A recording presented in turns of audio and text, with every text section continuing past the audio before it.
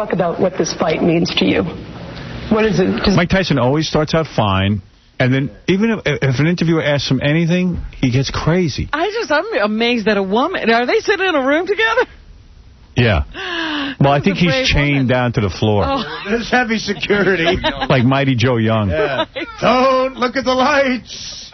No, the cameras.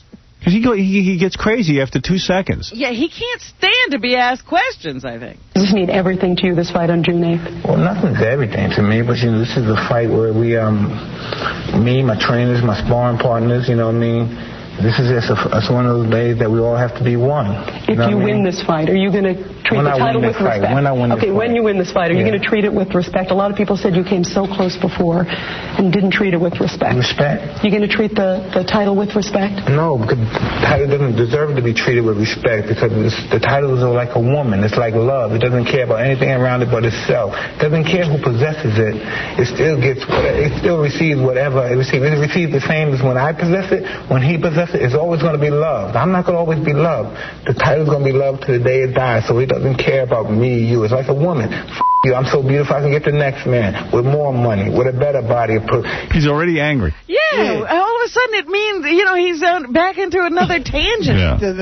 Screaming about women. Yeah, who did something to him now? He has a prettier weight for me to go around. What do you think of Lennox Lewis?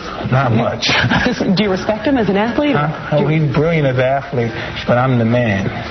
He's come out, he said that you were a liar, that you went before the Nevada Athletic Commission and didn't tell them that you bit him in the leg. So he publicly came out and said you lied. What do you think of that? Sorry, I did bite him. What do you think of Lewis calling you a liar in public? I've been called worse things by better people than him. So it doesn't matter. What drives you in the ring? Is it money? Is it the love of the sport? What drives you? No, I don't know. I don't know. I must be some kind of enigma because I don't even know why I'm around this long just doing this stuff. I'm just, part of it's money, part of it's greed, part of it's ego. I'm just... Do you need the money? People say you need the money. Well, listen, man, I don't need the money as bad as some people think, but I do need the money because that's why it's called money, because we all need it. It's our God. It's what we worship. And if anybody tell me anything different, they're a liar. If they don't believe that money's important in the worship, don't work. Stop working. You live on the street and show you how much God's going to take care of you. Isn't he entertaining? Yeah. I tell you, I could listen to him all day. By the way, they aired this unedited with curse words. So they know. Yeah. There's a lot of curse words on TV now. The S word, I'm talking about in prime time. Not on the regular network channel. Yeah. This was regular. He's effing, S-ing, everything. This was the sports channel. This is cable. So what? If somebody gave the finger on this show, on the E! Show, would they cover it? Yes. They don't do on the Osbournes. The kid gives the finger at the end, and you see it. It's on MTV. I don't know, man. He thinks that he wants to be like CBS or NBC. Except they're showing Wild on, Bikini Girl shows. It's only with our show are they this careful. And by the way, I got a press release from me that they finally canceled Talk Soup. It's over. Remember how popular that was? That was their show. What happened was all the good shows wouldn't give them clips anymore. Yeah, I know. Yeah. Where did these statements, these things that you said, like I'm going to eat your children, and the things at the press conference, where did they come from? Where does that rage come from? Oh, what's this? You're so white. Where did that rage come from? Sounded good, huh? No, but where, some of these statements, people go, he sounds like an animal. Are you an animal? Am I an animal?